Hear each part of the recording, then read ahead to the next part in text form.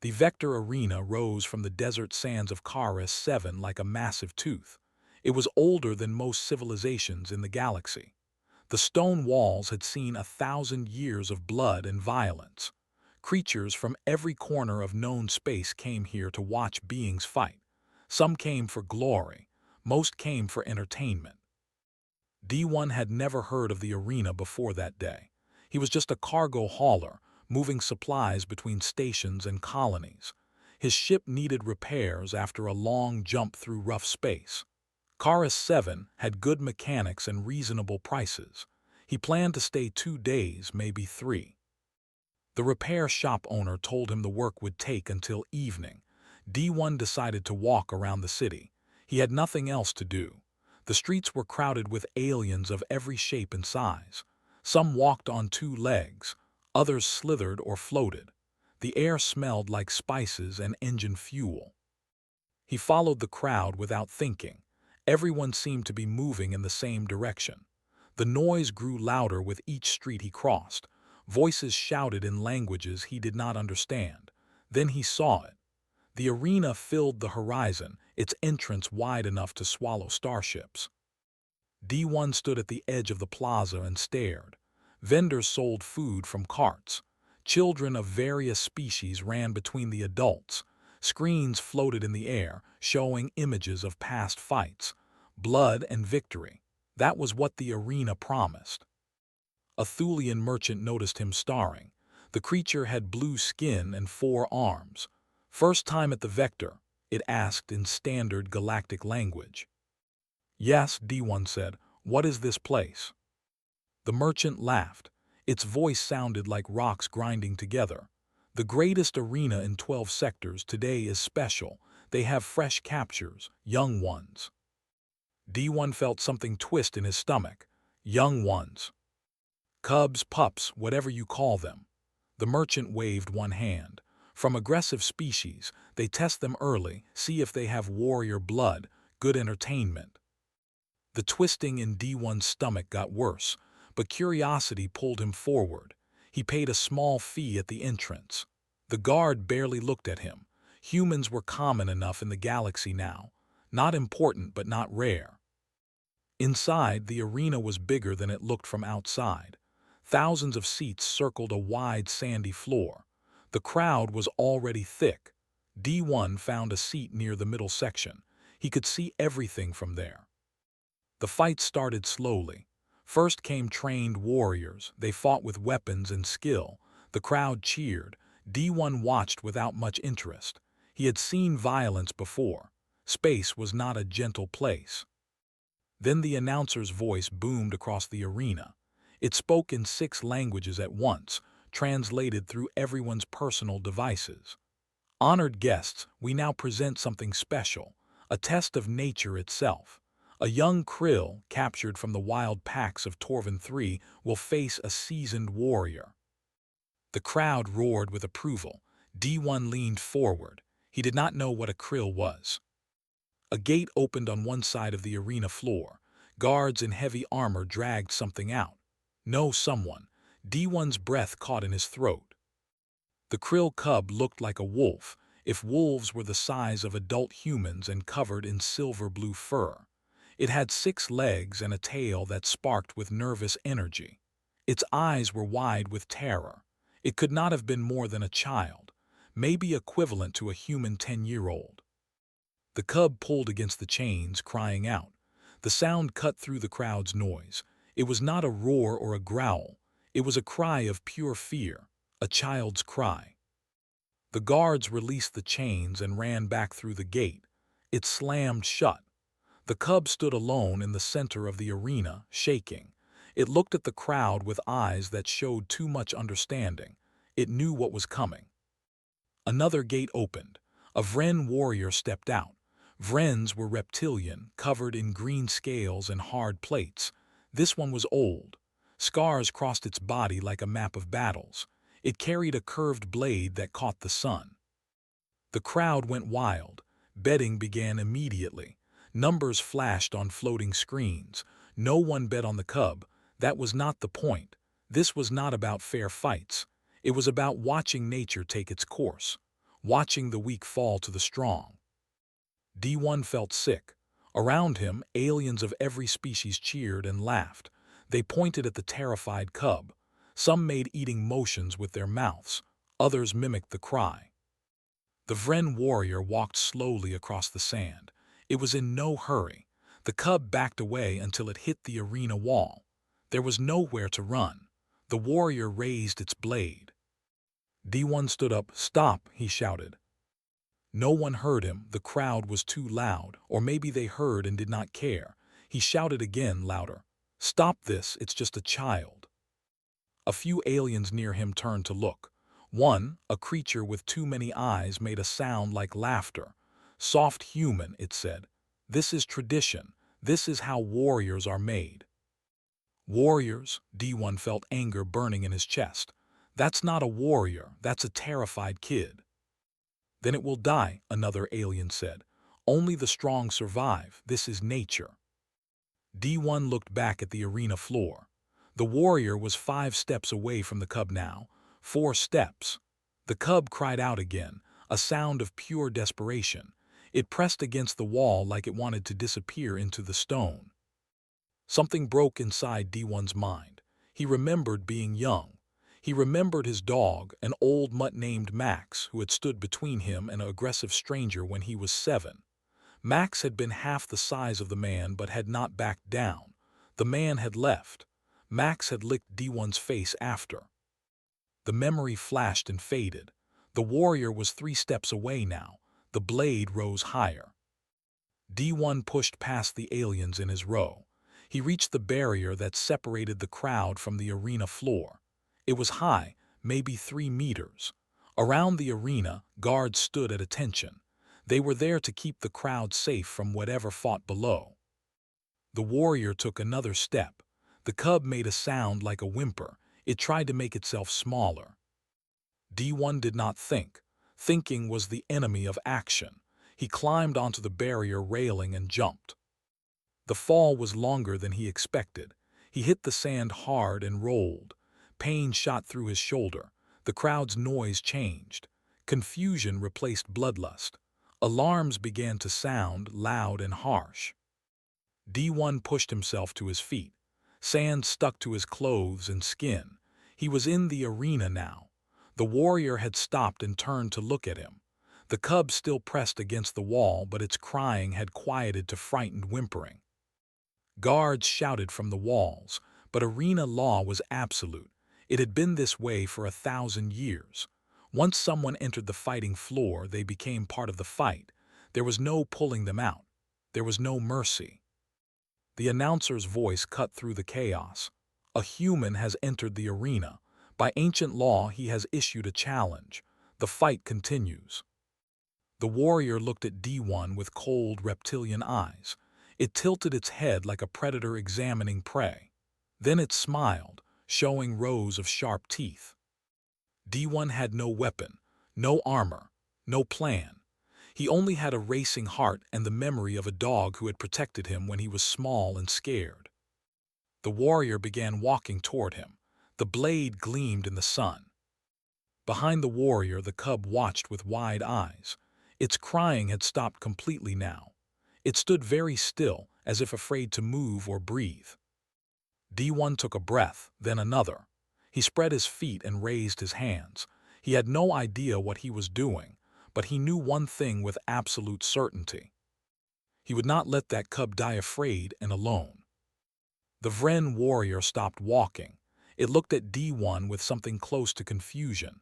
Humans were not known as fighters. They were traders, mechanics, diplomats, soft creatures who avoided conflict. "You interrupt my hunt," the warrior said. Its voice was deep and rough like stones scraping together. "Do you wish to die first?" D1 kept his hands raised. His heart hammered in his chest. "I'm not here to fight you. I'm here to stop you from killing a child." The warrior tilted its head again. "Child, this is a krill. They are born with teeth and claws. It would kill you without thought if it could."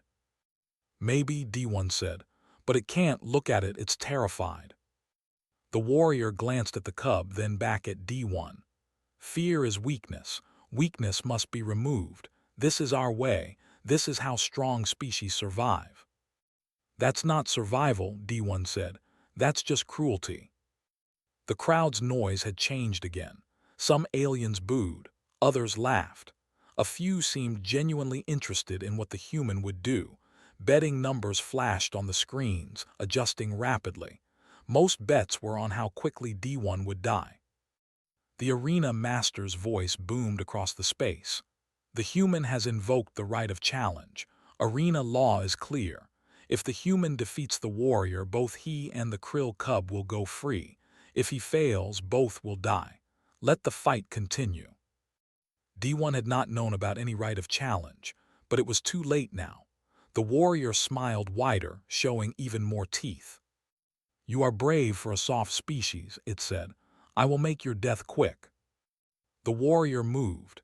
It was fast, faster than D1 expected. The blade came down in a strike meant to cut him in half. D1 threw himself to the side. The blade hit sand where he had been standing a moment before.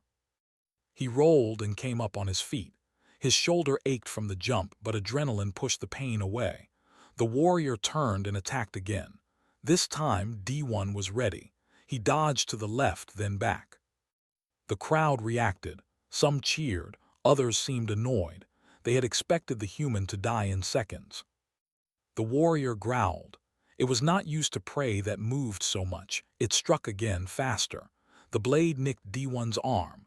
Blood appeared, bright red against his skin. Pain followed, sharp and immediate. D1 backed away, breathing hard. He had no weapon. He could not fight, but maybe he could survive. Humans were good at surviving. The warrior came forward again, more aggressive now. It wanted to end this quickly. The blade swung in wide arcs, cutting through the air. D1 ducked, dodged, rolled. Sand stuck to his clothes and got in his mouth. He kept moving. Behind them, the cub watched. It had stopped whimpering. Its eyes followed D1's movements with intense focus. Minutes passed. The warrior was skilled, but it fought with power, not endurance. Each swing was meant to finish the fight. Each strike used energy. D1 did not try to hurt the warrior. He just tried not to die.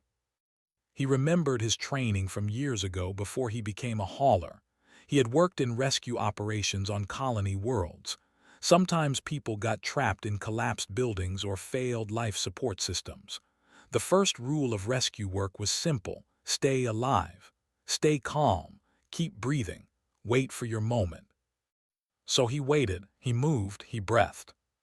The warrior was breathing harder now. Vrens were powerful, but they were not built for long fights. They were ambush predators, quick kills.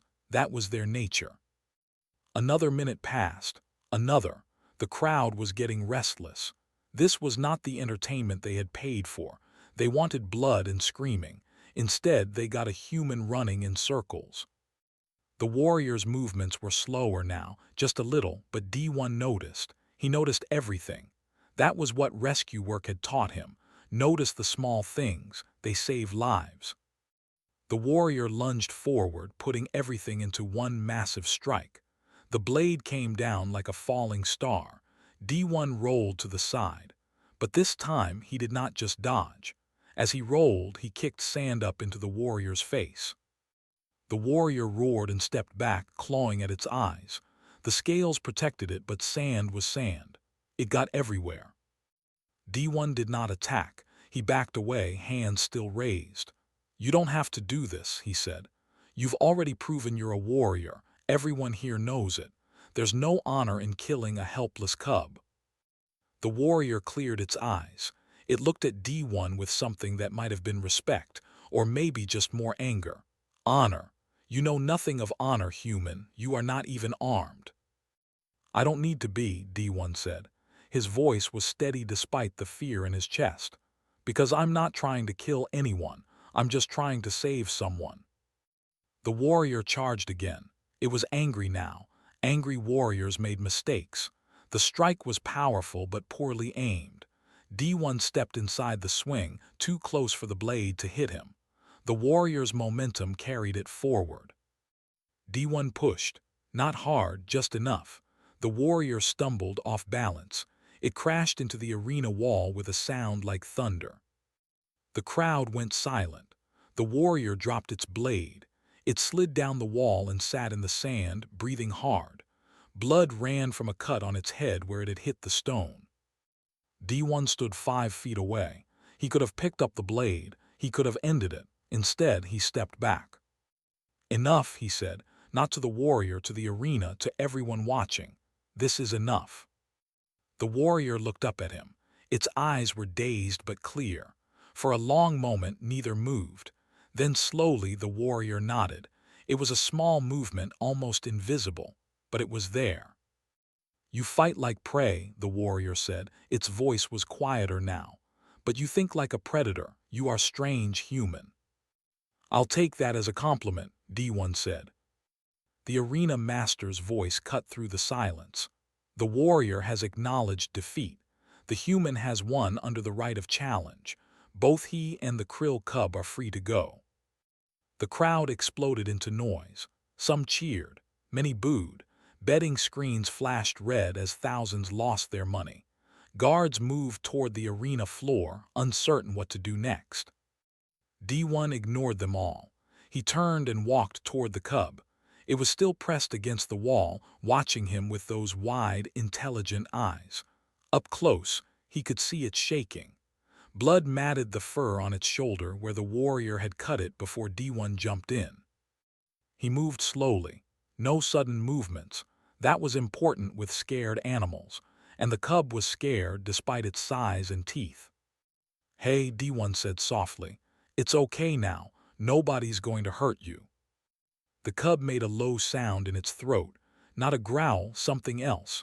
A question, maybe. D1 knelt in the sand.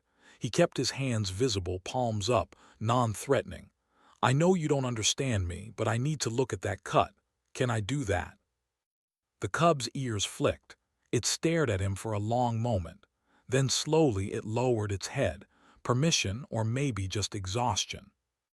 D1 moved closer. The cut was not deep, but it was bleeding. He tore a strip from his shirt and pressed it against the wound. The cub flinched but did not pull away. "You're brave," D1 said. "Braver than you should have to be." Around them, guards finally entered the arena. They kept their distance, weapons ready. They did not know what to do with a human who had won a fight without killing. Arena law said he was free to go, but arena tradition said nothing like this had ever happened before. The warrior pulled itself up from the wall. It looked at D1 one more time. Then it nodded again, deeper this time, and walked toward its gate. Its steps were slow but steady. D1 kept his hand on the cub's shoulder. The shaking was getting less. The cub leaned against him, just a little, seeking comfort from the only creature in the arena who had shown any. In the crowd, aliens argued and shouted. Some demanded refunds. Others wanted to know more about humans. Most just wanted to leave and forget this strange day. But D1 did not care about any of them. He had one job now. Keep this cub safe until someone came for it. Keep it from being scared. The cub made another sound, softer this time. Its eyes were starting to close. The fear was fading, replaced by exhaustion. "That's right," D1 said. "Rest, you're safe now." He hoped he was telling the truth. The guards did not know what to do. Arena law was ancient and absolute, but it was also simple. Warriors fought. Winners lived. Losers died. There was nothing in the law about humans who won without killing. Nothing about mercy. The lead guard, a massive creature with 4 arms and rocky skin, approached carefully. "Human," it said, "you must leave the arena floor. The next fight is scheduled." D1 looked up from where he knelt beside the cub. "This cub needs medical attention, and I'm not leaving until someone claims it." "That is not arena business," the guard said. "The cub is a captured creature. It belongs to the arena." "It belongs to itself," D1 said. His voice was calm but firm. "And I'm not moving." The guard's rocky skin darkened. Anger, probably. But arena law was clear. D1 had won his fight. Until he left the arena floor voluntarily, no one could touch him without breaking tradition, and tradition was everything here. A commotion started near the main entrance. More guards appeared, but these were different. They wore formal armor, the kind officials wore. Behind them came someone else. The someone else was another krill, but this one was older, much older. Its fur was silver with age, and scars crossed its body like rivers on a map. It moved with authority. The crowd parted without being asked. The old krill reached the arena floor in seconds. Guards tried to stop it, but it simply pushed past them. When it saw the cub, it made a sound that cut through all the noise. A deep, rumbling call. The cub's eyes snapped open. Its whole body went rigid. Then it cried out, a sound of pure joy and relief. It tried to stand but stumbled. D1 caught it and helped it up. The old krill crossed the distance in 3 bounds. It circled the cub, checking it, smelling it. Then it turned to look at D1. Its eyes were gold, bright with intelligence and emotion. "You protected my grandson," the old krill said. Its voice was like thunder but controlled. "You put yourself between him and death." "Anyone would have," D1 said. The old krill made a sound like a bitter laugh. "Look around you, human. Thousands were here. Only one jumped." D1 looked at the crowd. Aliens of every species stared back. Some looked ashamed. Most looked confused. A few looked angry. "I am Hyun-Soo," the old krill said, "pack leader of the Silver Forest clan. This cub is T-Min, my daughter's son. He was taken by traffickers 3 days ago. I have been hunting him across 3 systems." "He's hurt," D1 said. "Not badly, but the cut needs proper treatment." Hyun-Soo looked at the makeshift bandage made from D1's shirt. "You gave him first aid. You spoke to him gently. You made him feel safe." The old krill's voice dropped lower. "Why?" The question seemed to confuse D1. "Why? Because he was scared, because he was hurt, because he's a child. He is not your species, not your pack, not your concern." "He was crying," D1 said simply. "What else would I do?"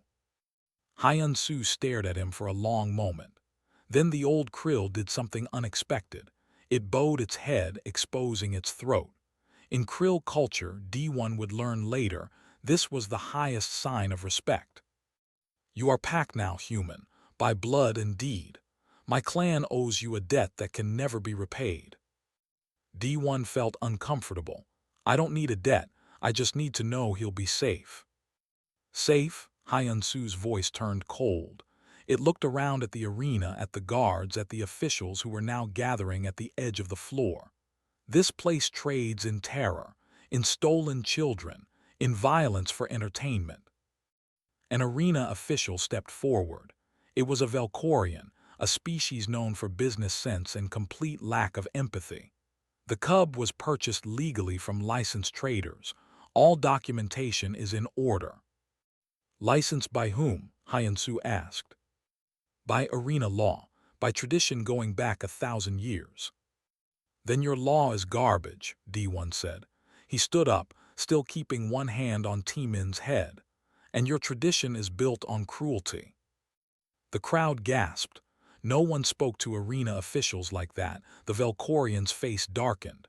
"You won your challenge, human. That gives you the right to leave. Nothing more. Do not push your luck."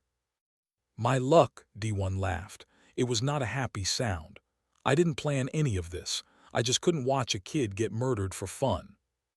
More figures appeared at the arena entrance.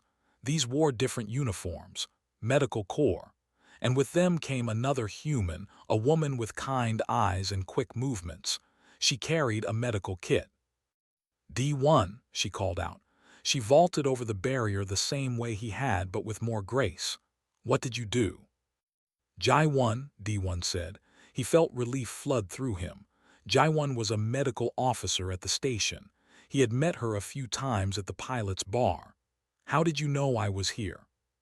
"Half the station knows by now. It's all over the networks." She knelt beside T-Min and opened her kit. "Let me see the injury." T-Min flinched away from this new human. But D1 kept his hand on the cub's head, and Hyun-soo made a low, reassuring sound.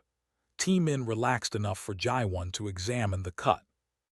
"Not deep," she said. "Clean wound. I can treat this here, but he should see a proper Zenovit within a few hours." She looked up at Hyun-soo.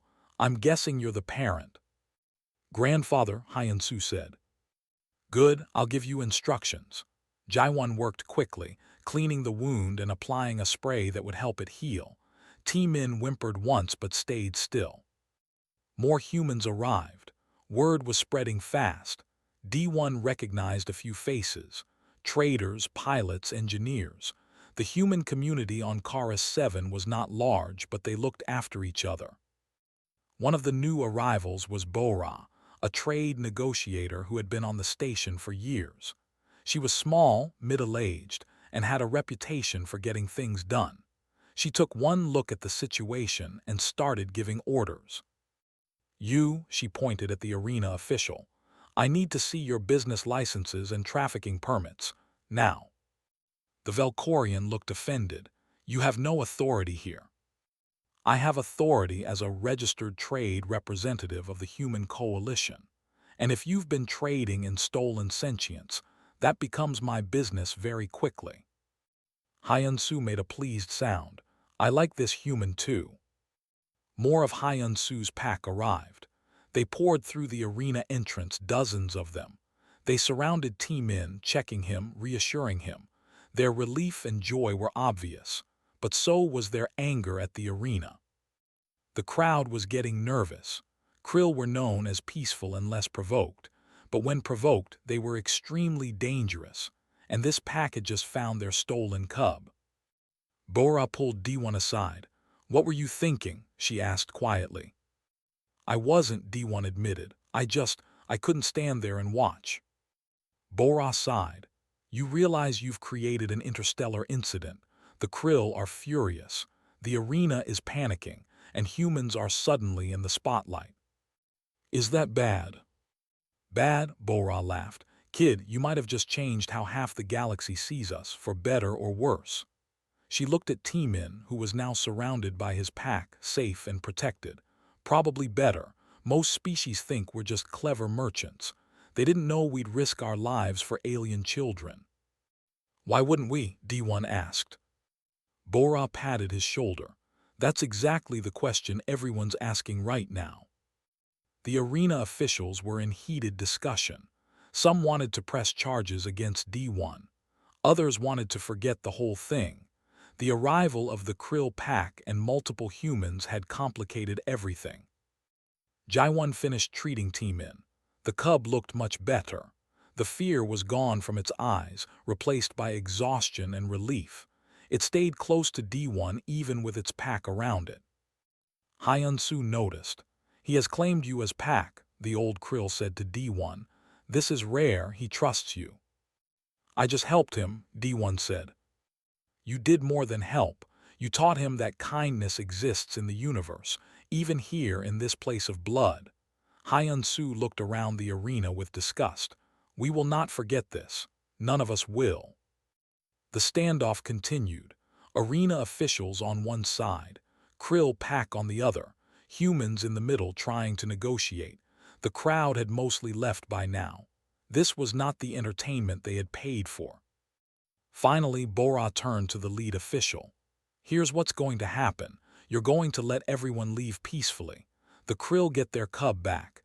D1 faces no charges. In return, we won't dig too deep into your trafficking networks." "That's blackmail," the official said. "That's business," Bora replied. "Choose." The official looked at the Krill pack, at the humans, at the mess this day had become. "Fine," it said. "Everyone leaves, but the human is banned from the arena for life." "I can live with that," D1 said. Hyun-soo moved toward the exit, his pack following. T-Min looked back at D1. The cub made a soft sound, something between a whine and a chirp. "Go on," D1 said gently. "You're safe now. Go with your family." But T-Min did not want to go.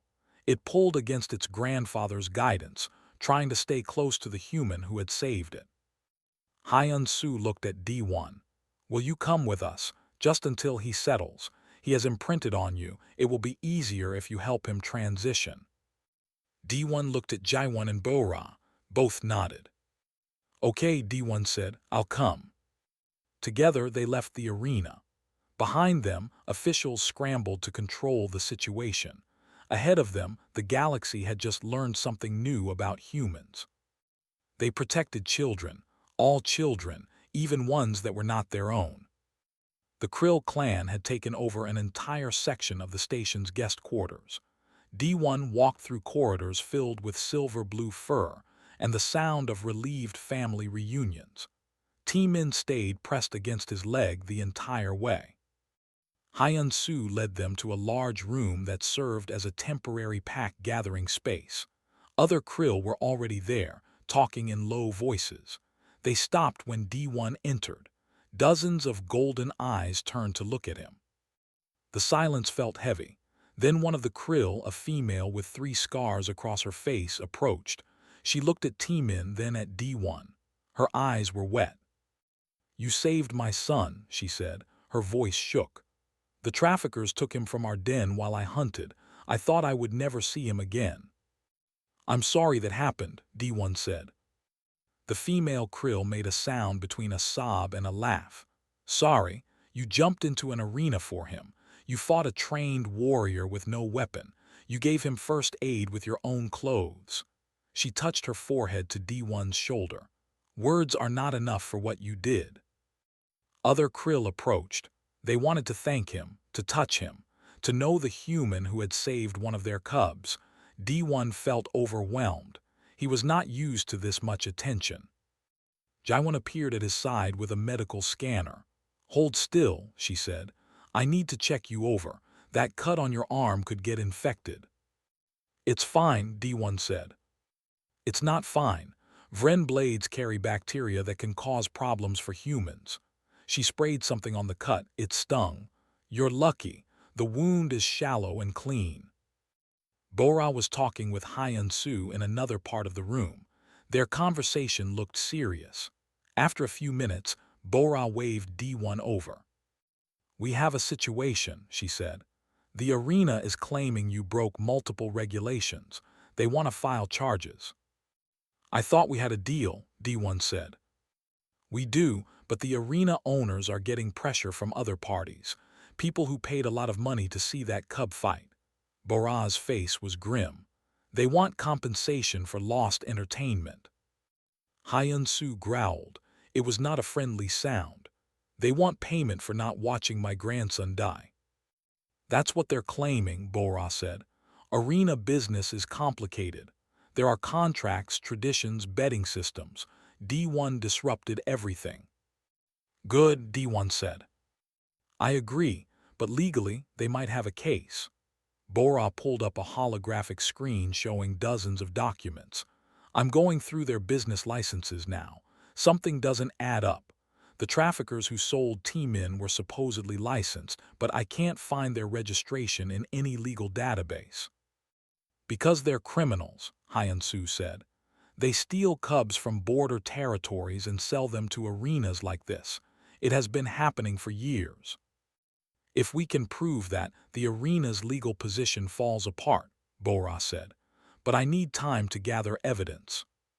More humans arrived at the guest quarters. The word had spread through the entire human community. Pilots, traders, engineers, even the station administrator's human assistant. They all wanted to see D1, to hear what happened. One of them, a young pilot named Sung-ho, looked at T-Min with wide eyes. You really fought for this little guy. He's not that little, D1 said. T-Min was the size of a large human, even though he was a child by Krill standards.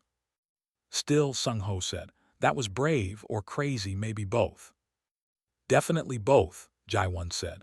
She had finished treating D1's arm and was now showing T-Min's mother how to care for his shoulder wound.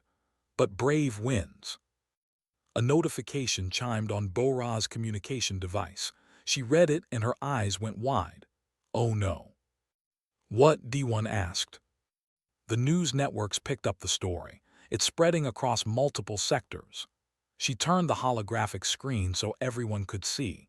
Video footage from the arena played on repeat. It showed D1 jumping into the arena, fighting the warrior, protecting Team In. The footage had been edited and packaged with dramatic music. Text scrolled across the bottom in multiple languages. Human risks life for alien cub. Unknown hero challenges ancient tradition. One human against an empire of violence. This is going to get complicated, Bora said. She was right. Within the hour, representatives from a dozen species contacted the station. Some wanted to interview D1. Others wanted to condemn him for disrupting arena traditions. A few wanted to hire him as a bodyguard. The Galactic News Network sent a reporter, a Feshin with blue skin and extra joints in its arms. It tried to push past station security to reach the guest quarters. Jaiwan blocked the entrance. "No press," she said firmly. "The galaxy has a right to know what happened," the reporter insisted. "The galaxy can wait until everyone has rested," Jaiwan said. She did not move. The reporter tried to argue, but gave up when 3 more humans appeared behind Jaiwan. The human community was protecting its own.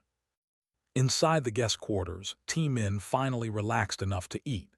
His mother brought food and he ate slowly, still pressed against D1's side. Every few bites he would look up at the human, making sure he was still there. "He's afraid you'll disappear," Hyun-Soo said. He sat across from D1, watching his grandson with patient eyes. "In his mind, you appeared from nowhere to save him. He worries you might vanish the same way." "I'm not going anywhere right now," D1 said. He gently stroked Teemin's head. The cub made a pleased sound. "You said right now," Hyun-Soo noted. "Does that mean you plan to leave eventually?" "I have a cargo hauling business. I can't stay on Karis 7 forever." "What if I told you there are other options?"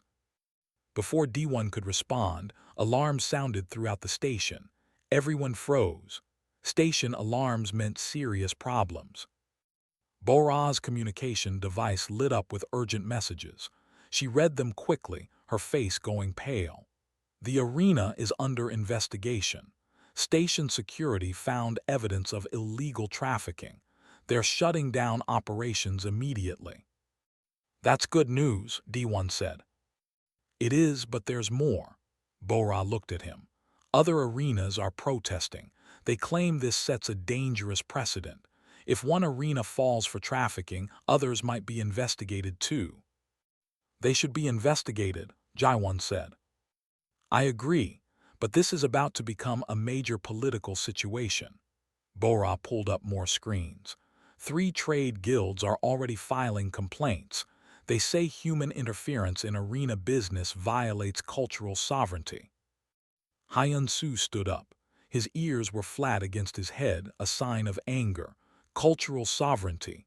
Is that what they call child murder now? The room went quiet. Other krill moved closer, forming a protective circle around Team In and D1. "We will not stay silent," Hyun-Soo said. "The krill clans have avoided galactic politics for generations. We stay in our territories and mind our own business. But this," he gestured at his grandson, "this is our business. They stole our children. They put them in arenas to die. And now they complain about investigations." "The krill have significant political power," Bora said carefully. "If your clans decide to push this issue, it could change things." "Then we will push," Hyun-Soo said, "hard." More messages came through. Other species were choosing sides. Some supported the arena investigations. Others claimed it was an attack on traditional practices. The galactic community was splitting along unexpected lines. And at the center of it all was one human who had jumped into an arena without thinking. D1 felt tired. He had not slept in almost 20 hours. The adrenaline from the fight was long gone, replaced by exhaustion, but he could not rest yet. Too much was happening. Jaiwan noticed. "You need to sleep," she said.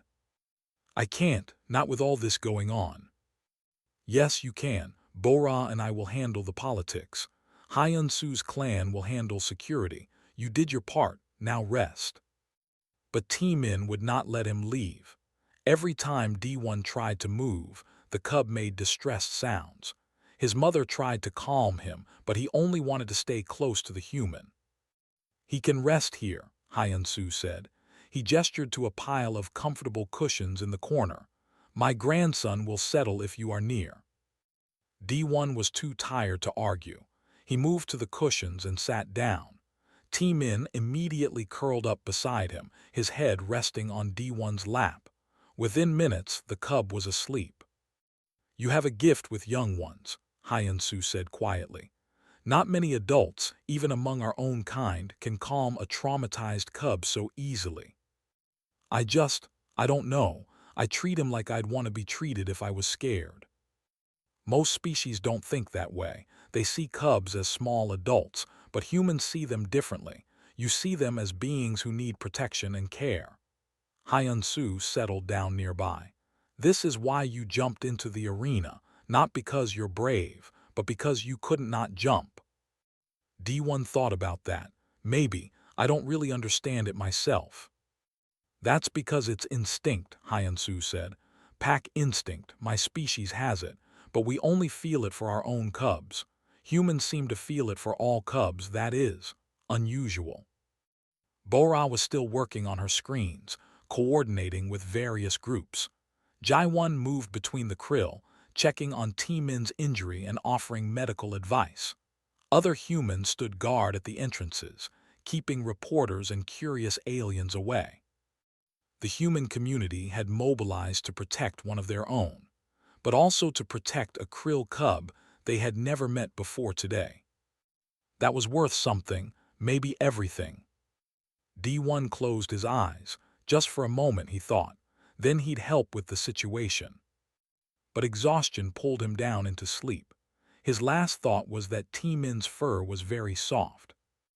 And for the first time since the arena, the cub slept without nightmares. D1 woke to voices speaking in low tones. He opened his eyes and found himself still in the guest quarters. T-Min was still beside him, awake now but calm.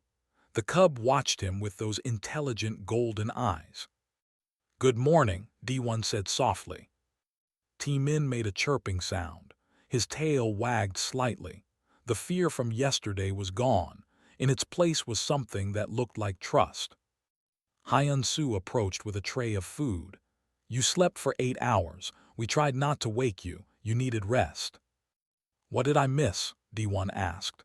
He accepted the food gratefully. It was simple fare, protein and grain, but it tasted good. Many things, Hyun-Soo said.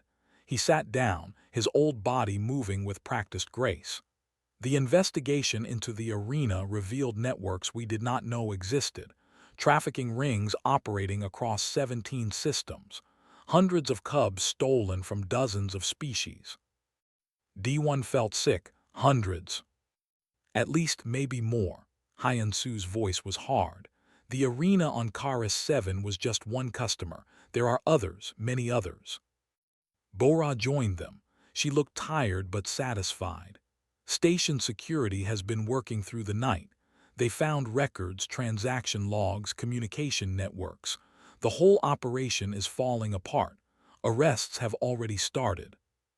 What about the arena officials? D1 asked. In custody. Turns out they were breaking multiple galactic laws, not just trafficking but also tax evasion, fraud, and violation of sentient rights. Bora smiled. It was not a happy smile. They made a lot of enemies over the years. Now everyone's coming forward. Jaewon entered carrying medical supplies. How's our patient? She asked, looking at T-Min. The cub's mother answered from across the room. Much better. The wound is healing clean. No infection. Good, Jaewon said. She knelt to check T-Min anyway, being thorough. The cub tolerated the examination, though he kept looking at D1 for reassurance. He trusts you, Jaewon said to D1. That's something special. Krill cubs usually only bond this strongly with their own pack. Is that normal? D1 asked Hyun-Soo. No, the old krill said, But nothing about yesterday was normal. He imprinted on you during his moment of greatest terror. You became his anchor, his protector. In his mind, you are Pac now. D1 did not know what to say to that. He stroked T-Min's head, and the cub pressed closer. More news came through Bora's device. She read quickly, her eyes getting wider. "Oh, this is big." "What?" several voices asked at once. The Krill clans just issued a formal declaration. They're offering political alliance to any species that supports the investigation and shutdown of cub trafficking operations. Bora looked at Hyun-Soo. "That's your doing, isn't it?" "My clan's doing, and 12 other clans." Hyun-Soo's voice was proud. "We contacted our cousins across the territories. They all agreed. This ends now. The Krill clans haven't made a political alliance in 300 years, Bora said. This will shake up the entire galactic political structure." "Good," Hyun-Soo said simply. More messages flooded in. Species after species responded to the Krill declaration. Some agreed immediately. Others were more cautious. But the tide was turning. What had started as one human jumping into an arena was becoming something much larger. A formal delegation arrived at the guest quarters. They wore official robes and carried documents. The leader, a tall being with purple skin and too many fingers, bowed to Hyun-Soo.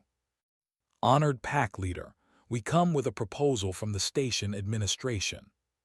"Speak," Hyun-Soo said. "The station wishes to formally apologize for allowing trafficking operations to exist here. We were ignorant, but ignorance is no excuse."